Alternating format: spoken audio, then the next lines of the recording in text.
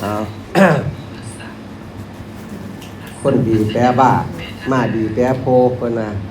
ไม่ดีก็แปรฮอนในแม่เล่งมาดูมันไม่พอดีด้วยมันเล่งมันกันน่ะ ง่ามเบาไม่จะไปจูใส่ปากก็ว่านักร้องเนี่ยเพิ่นเอาไว้10 เส้นจากนี่เอาเบาปกติแต่มันดังบ่อยมันแปรฮอนมันเนาะไม่คือกันคันบ่ใส่ก็บ่ต้องมีมันคันมีก็มันดังๆตัวไม่ผู้บ่ยงบ่เคยดังไฟเงี้ยนี่เขาเจ้าว่ามันดังแห้งๆยังได้ยินนั่นแล้วเล่งขึ้นไปเลยลำโพงบ่มีขาดแต่เขาเปิดเพลงอยู่วัดบ่ได้ยินบ่ฮอดอีกว่า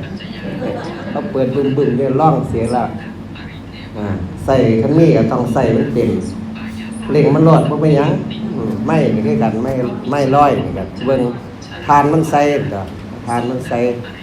เว้าปกติหน้าเว้านำไปจุปากเลยจะเป็นตะฟัง ของนี่ต้องใส่ก็คือจังเขามีชีวิตนี่ล่ะมีชีวิตมากก็ต้องใส่ได้ใส่ที่เกิดประโยชน์เจ้าของเลย ถามว่าเกิดประโยชน์เกิดแต่โทษมันก็บ่ดีล่ะอันเป็นแต่โทษมันมีโทษต่อเจ้าของมีโทษต่อผู้อื่นก็ชีวิตนี่ก็มันสิยืนยาวบ่ได้มันก็บ่จะดีบ่ได้ล่ะผมว่าต้องให้มันสมฐานะที่เกิดมาเป็นมนุษย์เป็นผู้มีใจสูงเป็นผู้มีวัฒนธรรมนี่ประเพณีนี่ศีลธรรมแต่น่ะมันจังอยู่ดีมันจังสิถือว่าเป็นถือว่าเป็นมนุษย์ที่สมบูรณ์มนุษย์ที่บ่สมบูรณ์กับเป็นคนบ่มีศีลเป็นคนบ่มีธรรมเป็นคนบ่นั่นบ่เข้าบ้านเข้าเมืองบ่เข้าสังคมไม่แต่ไปทำอันตรายแก่เขาเจ้าก็เป็นจังซั่นน่ะนี่เบิดเนี่ยเพิ่นว่าให้ดีให้เว้นเอา พี่น้องมาร่วมกันเพื่อมาทรงสการเลยมาทรงสการมาแสดงความอะไรมาเคยเห็นเคยอยู่เคยกินเคยหูจักเคยนั่นเป็นย่างหน่อยกันเป็นพี่น้องร่วมบ้านเนี่ยผู้ใดเสียอายุมาหน่อยมาหลายเอายังมาหลายเด้อแล้วจะของใครของมันเด้เพิ่นว่าในพัทธกัปนี่ชีวิตของสัตว์มีอยู่100 ปีเนี่ยบางคนบ่ฮอดเด้คนคือจังสิล่ะบ่ฮอดท่านฮอด40 50ก็ไปแล้วมันเป็นจังซั่นท่านผู้กาย50ไปแสดงว่าได้ครึ่งนึงคนผู้ฮอด100จังเต็มเด้จังเต็มที่เพิ่นว่าไว้แต่ส่วนมากบ่ฮอดเด้ล่ะส่วนมากบ่ฮอด60 70นี่ก็ท่านบ่ร่างกายบ่แข็งแรงมีโรคภัยเบียดเบียนก็ไปแล้วเบิดสิทธิ์แล้วเบิดสิทธิ์ที่จะทำความดีเบิดสิทธิ์ที่จะทำความชั่วแล้ววันนั้นมันก็เลยมาทรงกันบ่แม่นว่านั่นเด้อันนี้คือประเพณีที่เพิ่นพาเฮ็ดมาเป็นหยังจังบ่ไปเผาโลดเป็นหยังจังบ่ไปฟังโลดบ่ไปเฮ็ด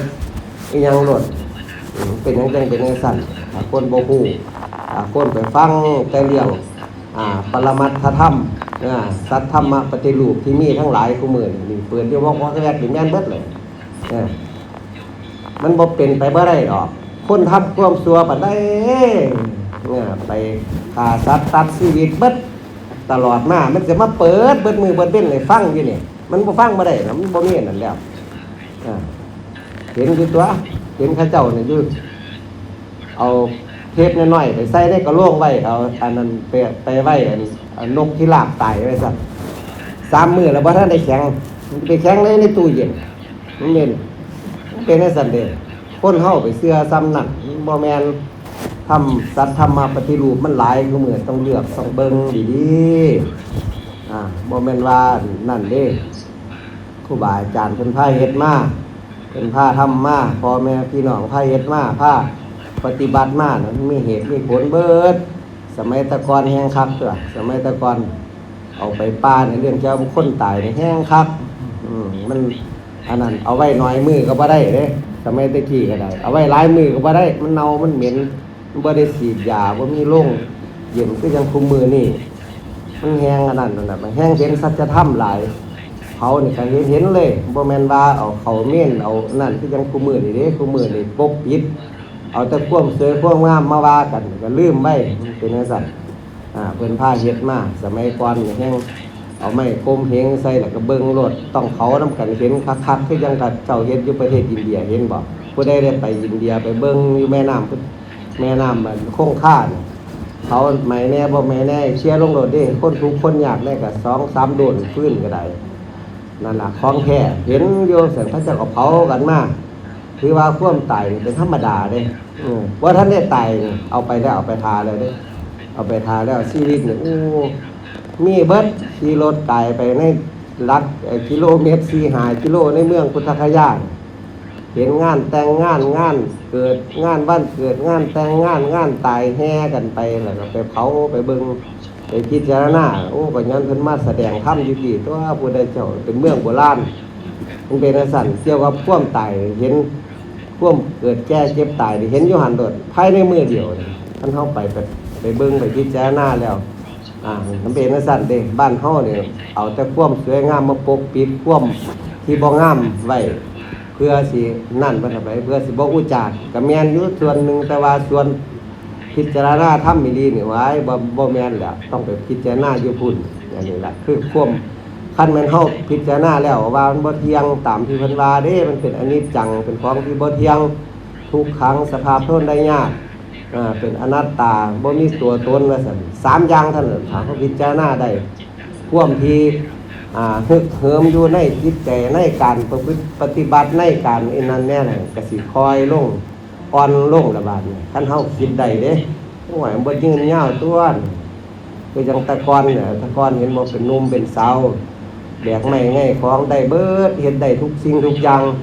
แต่เฒ่ามาแล้วบัดนี้ผมงอกแล้วนี่เบิดแล้วบัดนี้กำลังปีกอายฝนน้อยๆก็เป็นหวัดเป็นไข้ไปเลยนี่คือเหมือนบ่คือเก่าแต่ก่อนบ่ย่านนั่นน่ะไปฝนตกแดดออกก็เฮ็ดได้เบิดเฮ็ดการเฮ็ดงานก็ได้มันเป็นจังซั่นก็เพราะมันชราภาพมันเฒ่าไปนำคู่มือก็ยังเด็กน้อยน่ะเด็กน้อยเกิดมาใหม่นี่มันเฒ่าเด้มันใหญ่ขึ้นมาเป็นเด็กน้อยผู้จักควมนี่มันก็เฒ่าจากเด็กน้อยมาแล้วจากทารกมาแล้วบาดนี้ก็มาจนพี่ล่ะเพิ่นเอิ้นชราเบิดคือความสภาพที่ทนบ่ได้มันเก่าแก่ค่ำคร่าไปซั่นเก่าจากเด็กน้อยมาเป็นผู้ใหญ่มาเป็นคนหนุ่มคนสาวมาเป็นจนมาเฒ่าพุ่นล่ะแต่ว่าเฮาเห็นเฮาได้ยินเฮือเรียกอันมาเอิ้นกันมาก็ว่าคันแม่นชราคันเฒ่าแล้วก็ผมงอกหน้าเหี่ยวหนังย่านไปคือความนั่นแต่ที่จริงแล้วมันเป็นมาแต่น้อยๆพุ่นล่ะแต่เฮาบ่สังเกตซื่อบ่มีผู้ใดพาเอิ้นมีแต่ดีใจซื่อมันนี่ก็เก่าค่ำคร่าไปก็ไปบ่ได้คือต้นไม้ต้นไรล่ะใหญ่ขึ้นมาสุดแล้วก็ตายว่าจังได๋เป็นลักษณะบ่หลายนั่นซ้ำนี่ล่ะธรรมะผู้ใดเจ้าเพิ่นก็ว่าไว้ซ้ำบ่แม่นนั่นเด้บ่แม่นของอันเฮาสิไปประมาทได้เด้คือจังเพิ่นว่าไว้อายุ100 ปีเนี่ยพิจารณาเบิ่งแล้วคนผู้มื้อบ่ฮอดเด้บ่ฮอด100 ปีหายาก100 ปีเนี่ยถ้าครูบาอาจารย์ก็แบบได้ส้มไปเบิดเด้มันเป็นจังซั่นโอ้ซัวเพิ่นสิได้ปานนั้นอานิสงส์เพิ่นอันนั่นมาบ่แม่นน้อยๆนั่นน่ะมันบ่แม่นว่าสิได้ทุกคนเด้ผู้ใดเพิ่นอันนั้นถ้าบ่มีหลักธรรมะมีหลักการปฏิบัติอีหยังนี่เพิ่นว่าอายุถึง100 ปีบ่ทำประโยชน์แก่โลกแก่เจ้าของแก่นั่นก็บ่มีประโยชน์เพิ่นว่าบ่สู่เด็กน้อยที่เกิดในภายในมื้อนั้นเพิ่นเว้าไว้ในธรรมบทในหยังโอ้ว่าไว้หลายแนวอันนี้ก็ควรนำมาพิจารณาเพราะฉะนั้นมื้อนี้ญาติพี่น้องเฮามาร่วมกันมาแสดงความอาลัยเสียใจน้ำลูกน้ำหลานที่เสียไปด้วยโรคภัยไข้เจ็บด้วยเรื่องกระตำมันเถอะเขาก็ได้มาซ้ำนั่นเฮาก็มาร่วมกันกันมาฟังสวดพระอภิธรรมทุกมื้อตามนี่ล่ะเฮาก็จังพิจารณาเบิ่งซอยกันไปเพราะฉะนั้นก็ระลึกถึงซื้อถึงหน้าถึงนั่นเด้องามพระเป็นอนุโมทนาน้ำเพิ่นอนุโมทนาก็ระลึกถึงซื้อถึงหน้าถึงคุณูปการ